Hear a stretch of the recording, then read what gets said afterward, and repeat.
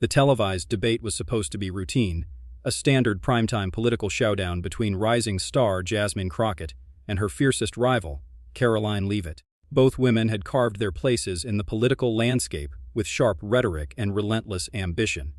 But tonight's event was about to spiral into something far more personal. The moderator, sensing the palpable tension, tried to keep the focus on policy, but Karoline had other plans.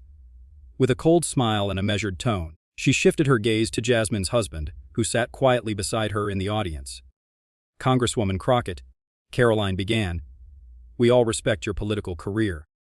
But it's curious how your husband seems more like a bystander than a partner. Maybe it's because he's not quite cut out for this high-stakes game, unlike you." The audience gasped. Cameras zoomed in on Jasmine's face, frozen in a mixture of shock and fury, while her husband, Marcus, clenched his jaw but remained seated. The insult was sharp, not just because it undermined Marcus, but because it was an implicit attack on Jasmine's personal life, an arena no politician ever wants dragged into public. The debate room buzzed with whispers, and Karoline, sensing the impact, smirked like a cat who had just knocked over a priceless vase.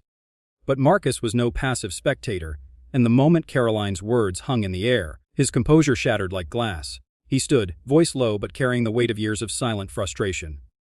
"By all means, Ms. Leavitt," Marcus said, stepping toward the podium with measured steps. "You have the right to question my place here, but you don't get to question the strength that supports this woman every single day." The audience was riveted. Marcus was no stranger to the political stage. His own background was a tapestry of activism and advocacy, though he had deliberately stayed behind the scenes to protect Jasmine's spotlight. "You talk about qualifications," he continued, voice rising with passion. "I've stood in communities abandoned by politicians like you. I've fought for justice when it was easier to look the other way. I don't wear a title, but I carry the battles that matter." The tension cracked open. Karoline's smug smile faltered, replaced by a flicker of uncertainty. Jasmine's eyes filled with a fierce pride and surprise. The debate, which had been a one-sided verbal assault, was now a battlefield where Marcus, unexpected but unyielding, had seized control. The cameras captured every moment, the nation watching as the political personal had just turned public and explosive. Karoline, refusing to be undone on live television, recovered quickly, her tone sharp and cutting as she fired back. "Oh, how touching. The husband who moonlights as a hero in the shadows. But tell me, Marcus, if you're so committed to fighting injustice, why stay silent all these years? Why not step into the light with your wife? Or is it easier to hide when things get tough?"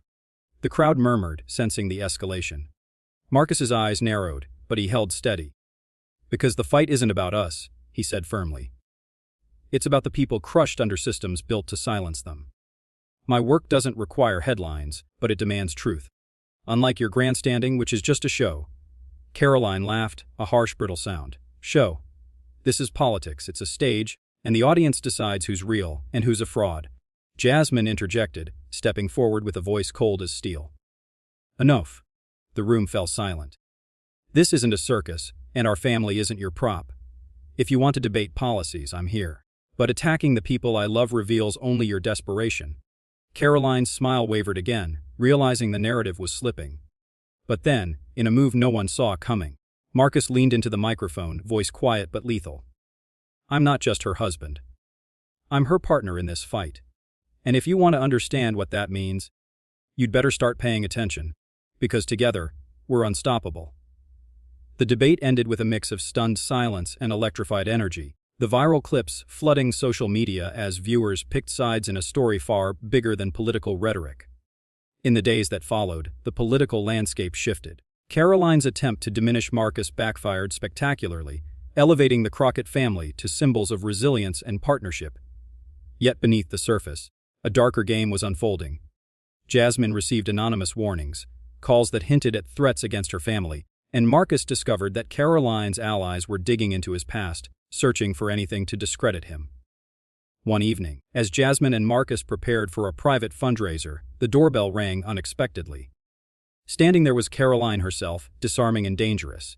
"You caught me off guard," she said softly, stepping inside without invitation. "I wanted to see the man who stole my spotlight." The room tensed, but Marcus met her gaze without flinching.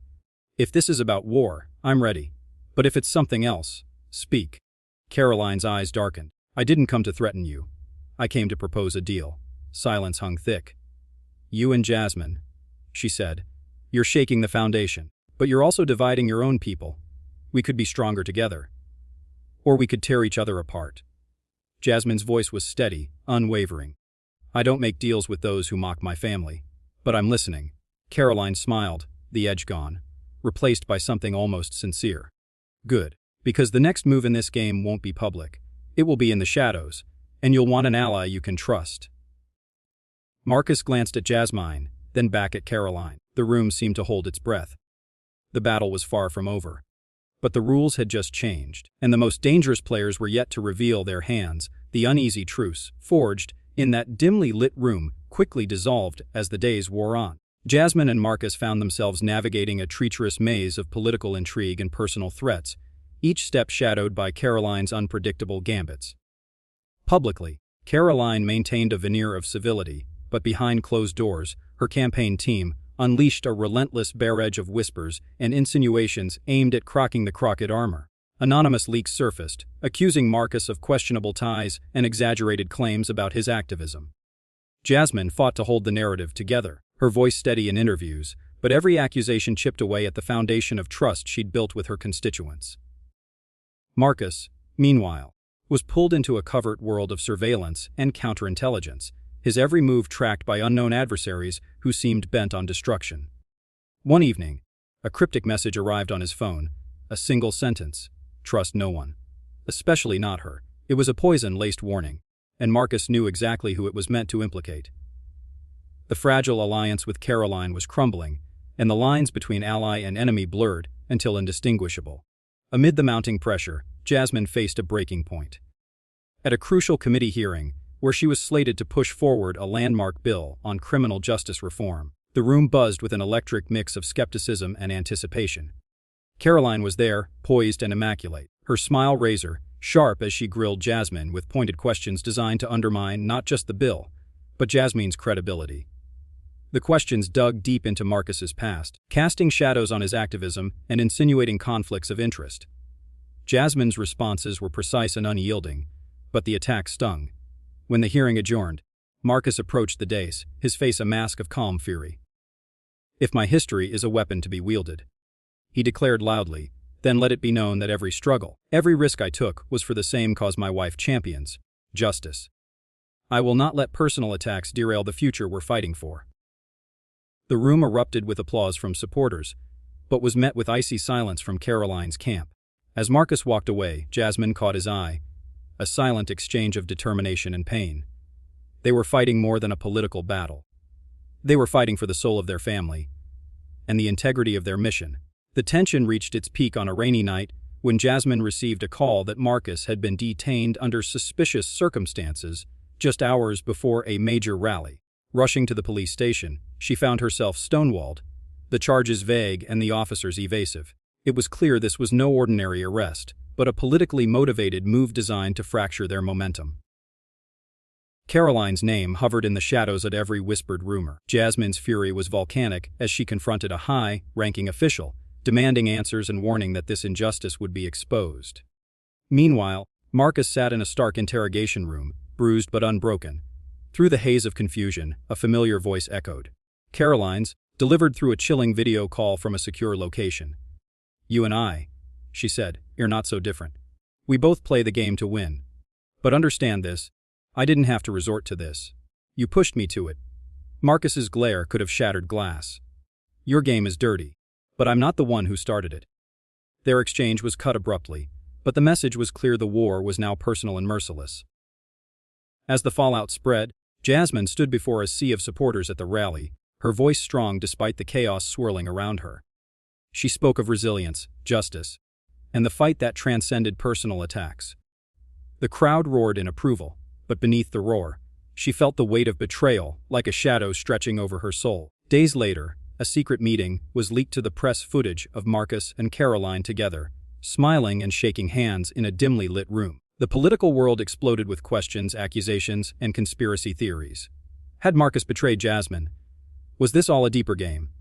The answer lay hidden behind a single, haunting text Jasmine received just after the footage went viral.